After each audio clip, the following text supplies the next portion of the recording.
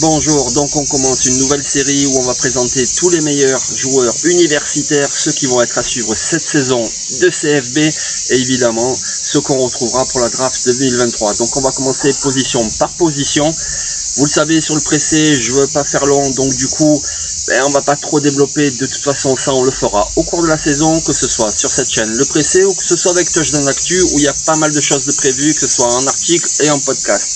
Donc on y va, c'est un peu un listing. Écoutez, si vous les connaissez pas, prenez des notes, allez sur YouTube, vous regardez déjà des highlights et puis vous dites, ben voilà, ce joueur il joue dans telle équipe, donc je regarderai un petit peu telle équipe et tout, je me ferai une idée. Allez, c'est parti, on commence dès à présent.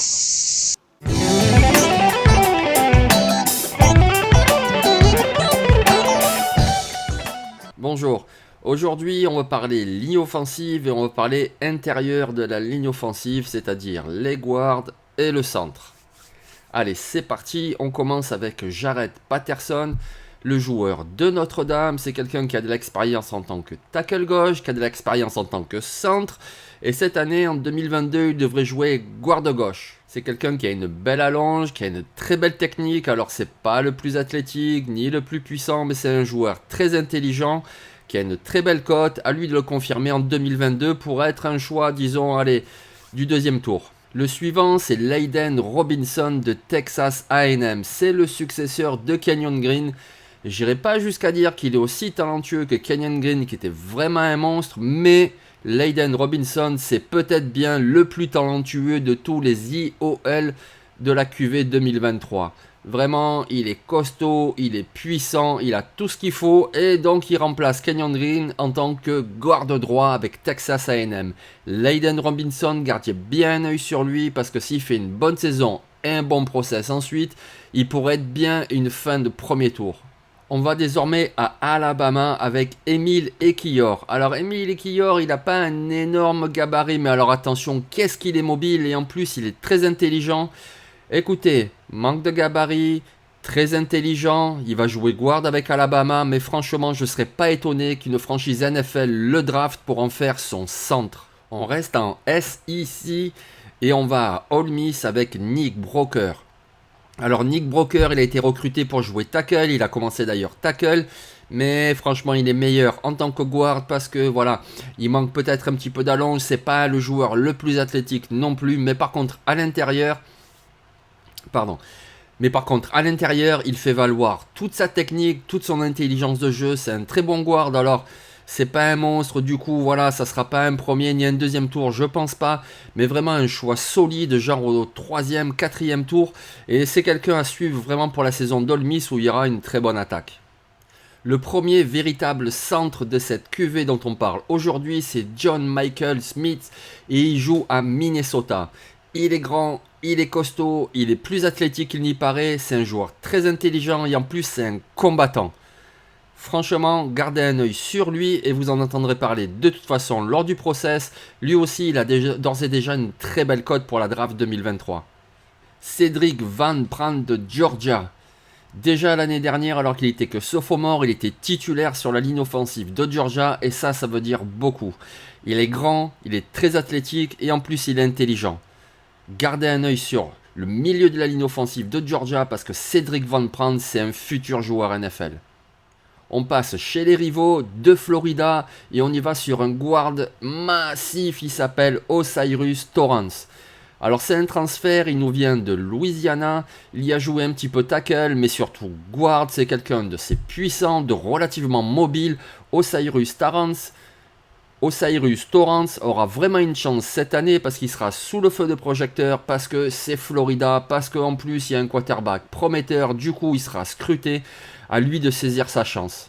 Andrew Voorhees de USC. Alors oui, il va jouer tackle, il joue plutôt tackle, mais franchement, je le classe dans les guards aujourd'hui. Après, on verra, il jouera peut-être tackle en NFL, mais il pourrait très bien basculer en guard. Pourquoi ? Il a le gabarit pour jouer tackle, mais il a surtout le comportement d'un guard, c'est-à-dire qu'il est très nasty, très combattant, et c'est pas non plus le plus rapide, le plus mobile pour jouer en protection, donc du coup peut-être le mettre à l'intérieur. Il est vif de réaction, c'est ce qu'il faut à l'intérieur parce que ça arrive beaucoup plus vite Mais par contre, voilà, pour reculer 5-6 pas et défendre un pass rusher très rapide, en NFL, ça sera plus compliqué. Il va le faire à NCAA, il va le faire en plus à USC, là aussi, il sera scruté puisqu'il y aura une superbe équipe. Mais je pense que c'est un futur guard en NFL et sans doute un sacré bon guard. Andrew Warriors. On va désormais à Louisville avec Caleb Chandler. Voilà, c'est pas un joueur très flashy, mais c'est un joueur très solide, un guard de gauche vraiment. Gardez un œil sur lui parce que ça peut être le genre de choix de draft, allez, on va dire genre 4e tour, et ça peut être vraiment un style, quelqu'un qui dès le camp d'entraînement l'année prochaine tire son épingle du jeu. Caleb Chandler de Louisville. On retourne au centre et on va dans la conférence Big Ten à Michigan. Attendez, je prends ma respiration, je rejette un coup d'œil. Olusegun Oluwatimi. Il nous vient de Virginia et c'est un super joueur. Il est puissant, il a une bonne technique et en plus c'est un joueur intelligent et ça c'est la qualité number one pour jouer centre. Allez, répétez après moi. Olusegun Oluwatimi. On passe chez les rivaux de Ohio State avec Luke Wypler, lui aussi c'est un centre. Alors c'est pas le plus puissant, c'est pas non plus le plus athlétique, mais alors qu'est-ce qu'il est intelligent et il est très mobile, notamment pour tout ce qui est décrochage sur le second rideau. Voyez un petit peu ce que faisait Tyler Linderbaum l'année dernière. Alors je suis pas en train de dire qu'il est aussi fort, je trouve pas qu'il soit aussi fort, mais c'est un petit peu ce même profil là. La saison 2022, forcément, il sera scruté puisqu'il transmettra le ballon au quarterback CJ Stroud. Donc du coup, à lui de se mettre en valeur, à lui de saisir sa chance. Luke Wypler. Un joueur que j'aime beaucoup en conférence SEC, c'est le centre Ricky Stromberg de Arkansas. Voilà, je me souviens un match l'année dernière au Dallas Stadium.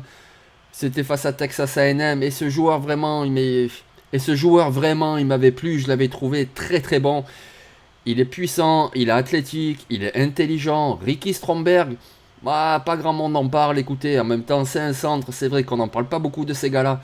Mais Ricky Stromberg, gardez bien un œil sur lui et sur la saison d'Arkansas, c'est un sacré joueur. Conférence Pac-12, on va à Oregon et on parle du guard de TJ Bass. TJ Bass, c'est le joueur solide, voilà, par excellence, par définition. C'est pas le plus athlétique, il a des bras un petit peu trop courts peut-être, sans doute, mais c'est un joueur vraiment très très fiable. TJ Bass, le type de guard qu'on prend au 5e tour, était content de l'avoir dans l'effectif. Je vais maintenant parler de 3 tackles offensifs dont je n'ai pas parlé dans la vidéo sur les tackles offensifs. Le premier c'est Carton Warren de Pittsburgh. J'en ai pas parlé dans les tackles offensifs, franchement, parce que j'ai oublié, parce que à mon avis, son avenir en NFL, ça va être en tant que tackle offensif. Alors, il est meilleur pour le run, il est plutôt puissant que pour la protection, donc pourquoi pas le mettre aussi en guard. Mais c'est un joueur qui va être tackle gauche avec Pittsburgh, et il est à surveiller, c'est un sacré bon joueur. Pareil pour le second, lui aussi il va jouer tackle gauche avec Maryland, il s'appelle Jalen Duncan. C'est un bon athlète, il est puissant, il est encore un peu brut techniquement. Il pourra peut-être rester tackle en NFL ou passer en tant que guard. Du coup, il rentre bien dans notre catégorie. Pour le troisième joueur, c'est Cooper Beebe qui joue à Kansas State. Lui aussi, il joue tackle gauche. Et lui, franchement, j'ai aucun doute que s'il veut se faire un avenir en NFL, ça sera davantage à l'intérieur. Il a vraiment le gabarit type du guard. Il n'est pas très grand avec une super allonge, non, pour rester tackle. Par contre, il est hyper puissant et je pense qu'il jouera guard en NFL, même si gardez un œil sur lui avec Kansas State et regardez donc le tackle gauche. On repasse au centre avec Jacob Gall de Baylor. Alors Jacob Gall, il a commencé son cursus avec Buffalo où il a très bien joué. Et puis du coup, il s'est dit je vais relever un dernier challenge avant de tenter ma chance chez les pros.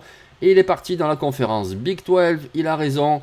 À lui vraiment de saisir cette opportunité pour se mettre en valeur. Jacob Gall au centre de la ligne offensive de Baylor.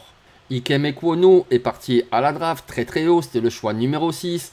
Et écoutez, la ligne offensive de North Carolina State a encore des armes et notamment le centre Grant Gibson.